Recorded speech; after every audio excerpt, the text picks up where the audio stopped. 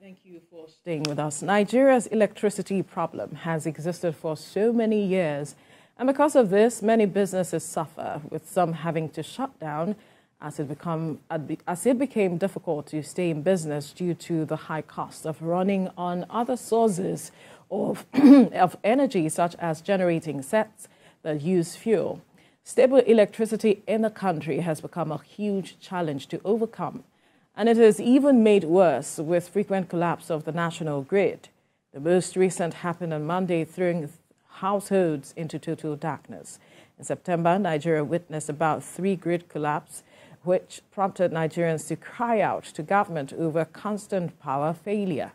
In 2022 alone, Nigeria witnessed 8 national grid collapses, and the trend continued into this year.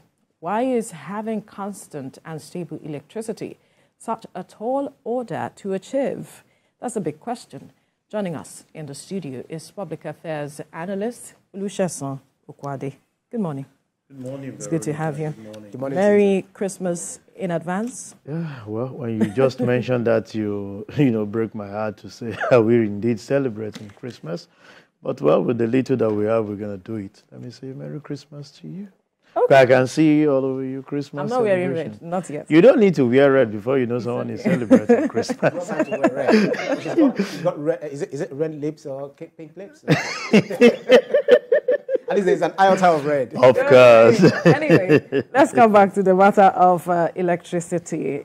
Why is it so difficult for us to address this matter of grid collapse over the years? Successive governments have always promised to do something. We have invested a lot into this sector, yet we are not seeing that stability we need. Even the government admitted, if you look at the papers this morning, that even the power privatization has been disappointing so far. Thank you very much. Maybe we'll start by giving a little background when it comes to power sector. We have 3 level when it comes to this power issue: the generating aspect, the transmission aspect, and the distribution aspect. Right. And 2 of the value chain, which is the generation and the distribution, has already been taken off the government into the private ends. I'm sure you know most of our generating station was actually sold to individuals so that we can generate more. But the question that we need to ask ourselves is, since 2013 till now, how many have we been able to move from where we were? I think when they sold it, we were at about 3,000, 4,000, and now the highest I've heard is about 6,000, megawatts as regard the generation. The transmission is still only controlled by the government. And a lot of investment we have seen. See, one thing is for you to generate it, somebody should be able to wield it so that you and I and the industries can actually benefit from it. And a lot of investment we've seen also in transmission with Siemens coming to take over certain businesses. And since they took over of that project, we've seen repeatedly several collapses. And you want to ask, what is the reason for this? But let me deal with the third arm that you and I are very conversant with. That's the distribution arm. So those are the ones that we call the old days NEPA. And maybe these days power, PHCN. But now they've actually metamorphosed into individual of saying this disco, that disco, this disco. Those are the ones we're very close to it. They actually service the industries and the residential people. But be that it may, the topic of saying we are having repeatedly collapsed is something that happens between the transmission and the distribution sector. There is this generator that actually, bring out and transmit, wield the power from the transmission arm to the distribution arm. And there are allowances of what it can actually tolerate. When you get those things, it's like demand and supply. I have this to give to you. So if you don't absorb it and throw it back to me, it throws the generator off. If it's out of the scope of the allowances that I can accommodate, certain percentage of it is saying, okay, if I push this to you, if you return, and this is able to, definitely I will absorb it. But if I can't, the system reads it because it's automated. It sends it and says, no, this thing I can't accommodate. It's supposed to be going out. And I'll just trade it. And you just get that system collapse. And that has actually been the major problem. And if you see part of what the paper is saying, it seems to be everything about power this morning, that the privatization itself has actually not been impressive, not what we expected when we had that 10 years ago. And we have this to say that some of the discos are actually putting their best. Some has actually failed the citizen in terms of some of the things. And it calls for what some of us said when this privatization scheme was actually being put in place. Did we carry out the due diligence expected of it? Or is it about who has the money to buy into those things and do not have the technical know-how? I want to take us back to when Bat Unaji was the Minister of Power. Still, it's as if we've gone to import power from somewhere to satisfy us. Because at that period, we have steady supply of electricity. And it's to tell you that when someone who understands the business is in charge of it, he knows how to manage some of the lapses that even the people that are reporting to him are going to create. But what we've seen now is that year in, year out, we have people who do not understand the rudiment of what power sector is all about. And during the time of privatization, you discover that due diligence were carried out, but I can tell you that 5 of the distribution company, as we speak, has actually been taken over by their financier because of the level of failure that they've expected. You see, a lot of people will tell you that, there is so much money in the power sector. But you ask yourself, when you don't give it out, you don't take. Most especially the distribution company. There are certain investment that they promised as at 2013 that they were actually going to do into the sector. People like us that major in that sector, we've not seen it. We have on whose part now? On the distribution company. Right. They came in, invested, gave their own fee and promised to give infrastructure development in that sector. I'm telling you, some of the infrastructure that some of these disco have, if indeed we try to fusion in 24-hour, 24/7 power supply into it, it will collapse. I'm not even talking of transmission to the distribution now. Even from the distribution within their network, because some of those infrastructure, when you want to talk about the transformers, they are long overdue. Some of them requires replacement. And the other arm of it that should have guaranteed transparency is where you and I always argue about meters. Metering. Metering has actually been the wild gap in metering, and the quality of delivery has actually made some of these distribution companies not to get the necessary resources, recoup their investment. And we've said it. People no longer trust this estimated billing. Because if you and I are together, I'm on meter, and I use a consumption of 10,000 in a month, and you are getting an estimated bill of 40,000, do I expect you to pay it? And what you've seen some early does is that, okay, Vero, you have a prepaid meter. How much do you buy in a month? You say, I'm using 10,000, and you are managing your supply. He is not managing his supply. Because what several does is that, because it's estimated billing, I own my supply and let it just run. Forgetting that what you are doing is actually affecting that infrastructure we are complaining on. And it's like you are just running your car, not moving anywhere. Just start the ignition and it's running.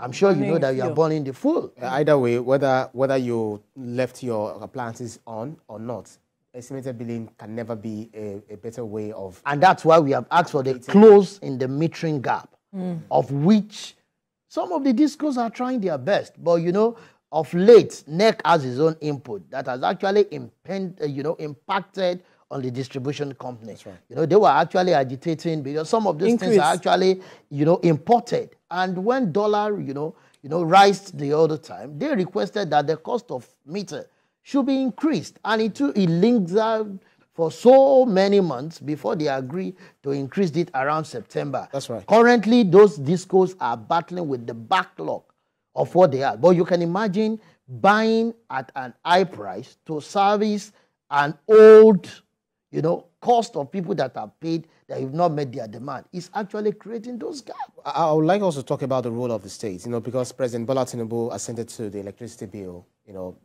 which empowers states, companies, and individuals to generate, transmit, and distribute electricity, which is repealing the Electricity and Power Sector Reform Act of 2005. Even former President Buhari also signed some, bill into law to ensure that none of these things are consolidated, the law relating to the Nigerian electricity supply industry. That's the NESI. So how do you think this will help in tackling the electricity generation and distribution across the 36 states of the Federation? Do you feel that the states will be able rather to, ensure that we have adequate power supply?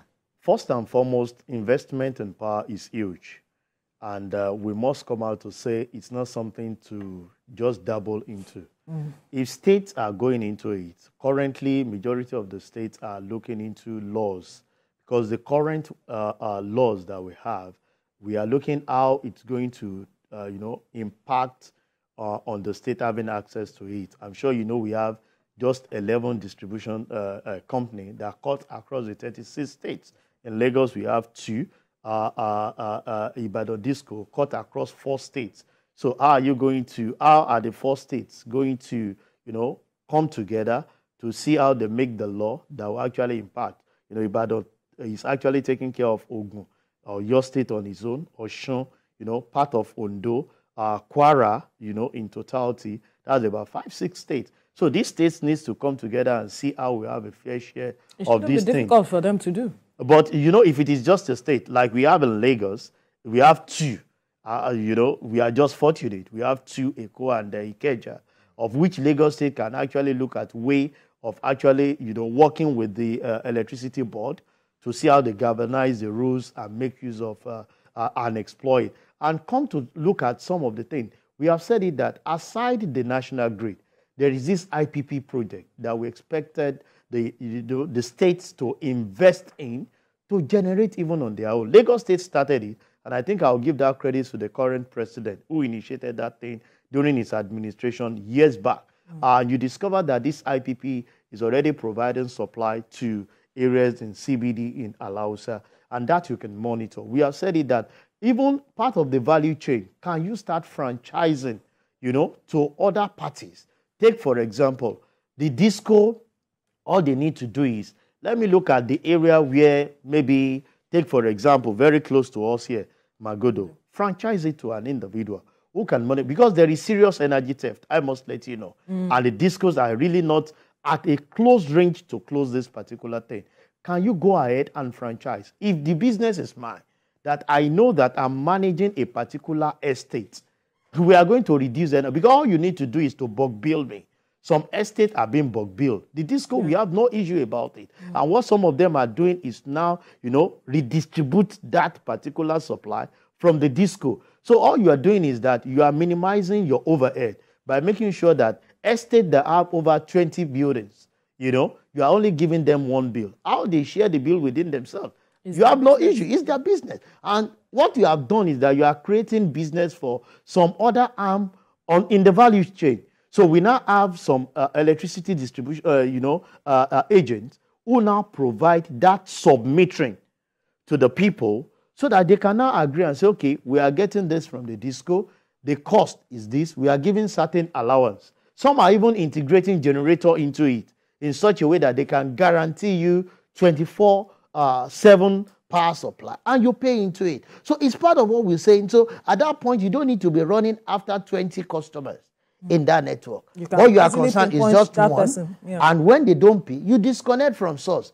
So if somebody has paid, another have not paid, is the edict of those within that estate. And that's what we're saying, that can you allocate distribution transformer, franchise it, so that people who have this investment, there are some people who have the money, they are looking for where to invest into.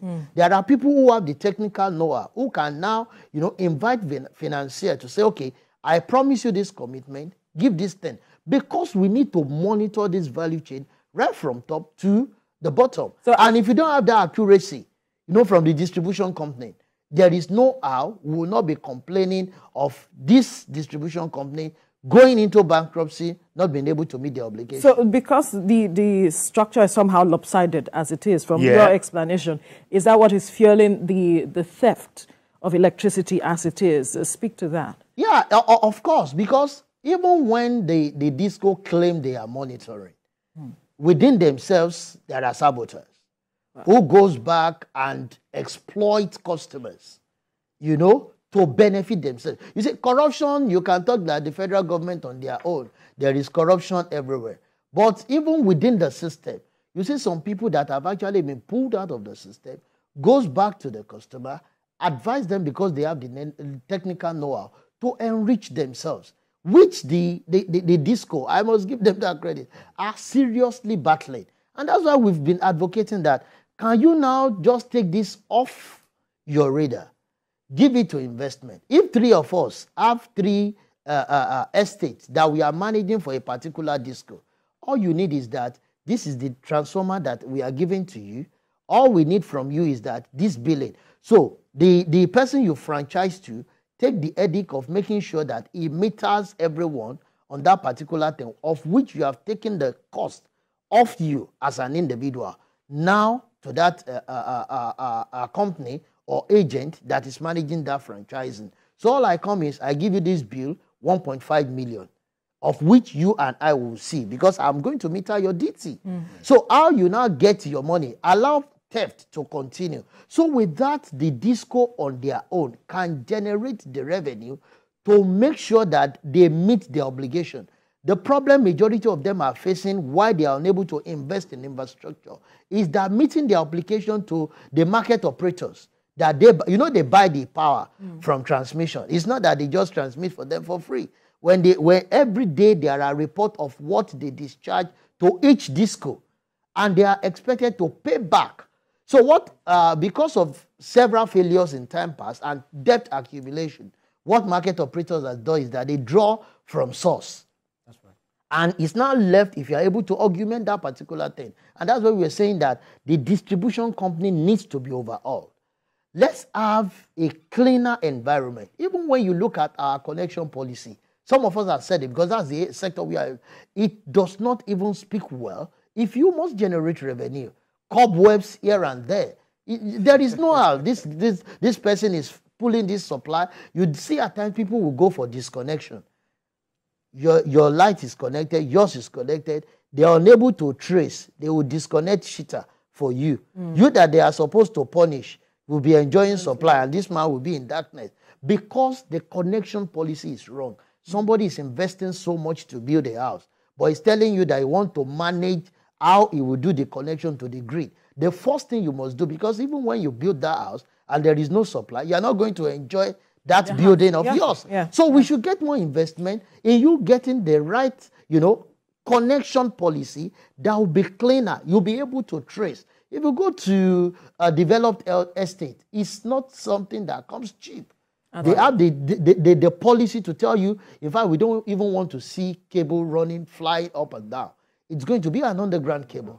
Good investment. And when you go to those estates, you ask them, say, you people are enjoying supply. They paid for it. So electricity on its own is not cheap. But then we are mostly worried about inadequate power supply in the urban areas. How about, I'm wondering how much access those in the rural areas, the unserved, underserved, and peri-urban areas are able to be catered to, in terms of electricity distribution, because we are largely focused on the urban areas. Yeah, you focus on where you are able to generate revenue first and ask the government to pump in more resources with the little generation that they are having. So what happens to the renewables? Because thermal, we generate about 70% from the thermal, and hydro is about 27%, and renewable maybe about 2.2 or thereabouts. So what about the renewables for some of those urban areas? Because they've got some of these resources that they can tap from. Yeah, some of them are actually investing into that. You see some of these organizations now see a lot of panels, here and there, and they segment it. If they are able to get 8 hours power supply from NEPA, that is used from the distribution company, that is used to fuel the power of their destiny, and the solar on its own, when you have sun, is able to. So if you get that, you use the remaining 16 hours, on the alternative power supply. But this, we have to say that even the renewable energy is not cheap to come by. It's got a lot of money. But when you look at the cost-benefit analysis, several people seem to, because of the reliability on the renewable energy, a lot of people are actually investing in that, knowing fully well that there is no assurance of you generating power. And for companies, like you said, that are actually going into that are setting up their organization in the rural area, they know that the cost of setting up, powering their site, from, or powering their offices or their factory from the national grid might take too much. A lot of them are actually, having gas turbine within their encroach, get their own IPP, and they distribute supply. Part of what we have said is, can we have an handshake with some of these organizations that are building individual pipeline to even service the locality, the people in the rural area where they are at a particular cost that we can consider as their CSR, the corporate social responsibility, to those areas, so that those areas too, can develop and said, okay, this is one of the dividends of having a corporate organization within our environment. As we speak, I can tell you that most of the distribution company will concentrate more on the urban area. Even within the urban area, you and I, we've discussed this, 80% 20 rules applies here. Where I know I will have guarantee of income with ease, I would rather give them supply. I'm talking as a businessman, rather than where I'm going to have stress. And you discover that most of the time, you see some estates having more supply than areas where are really not too structured. It's because I'm guaranteed, that revenue to take care of my own, operating expense. Because if the company goes down, how am I going to survive to continue with it? So until government themselves, build on that area to make sure that we generate more so that other people can plug in, then this idea of saying, let's build IPP, give waivers. Let's see how we can ease the process of organization. Nothing stops this particular organization to have its own IPP. If you invest in it, then what you would do is, once that investment is done, look at your area, have good structure in such a way that you can distribute to the people in Alade. And when they do that, they'll get the supply, they pay to you. Because you have the structure in place, you make your money. These are investment we expect, an opening up of the business, at least for us to have power supply, because it's very strategic and germane to our economic development. If you look at the papers this morning, specifically Daily Independent, the federal government is saying plans to restructure transmission, because we've talked extensively about distribution. Let's look at transmission, for instance. And the government is looking to restructure the transmission company of Nigeria into two entities, talking about the Independent System Operator, ISO, and the Transmission Service Provider, TSP, to align with the Electricity Act 2023 and the industry demands to boost electricity supply to the country. What do you make of this? Recall that the Siemens deal that the president signed at COP28, part of it includes the rehabilitation and the expansion of transmission as well. So how do we resolve all of this in trying to boost electricity? Good initiative, coming out from the Ministry of Power. But, most of the time I don't have issues with some of these policies. It's when it comes to implementation and monitoring to make sure that we provide the necessary things as we have in the policy that we've actually formulated. I'm sure, like we said, from this, when we were actually talking of privatization, I was thinking that by now, you will not even be talking of renewable. We'll be guaranteed 24/7 power supply. But where are we today? It's still the same story that we're saying 10 years back that we are having up till today. So most of the time we have good policies. We have them written, in papers, but we do not follow them to letter to give the dividend that is expected of them. Perhaps we should speak with some level of positivity this time around that the government is putting this into place. How much difference would this make if this takes off? Yeah, if this is done, what you are trying to do is to decentralize the role and allow everyone to focus on area that will contribute to the bottom line.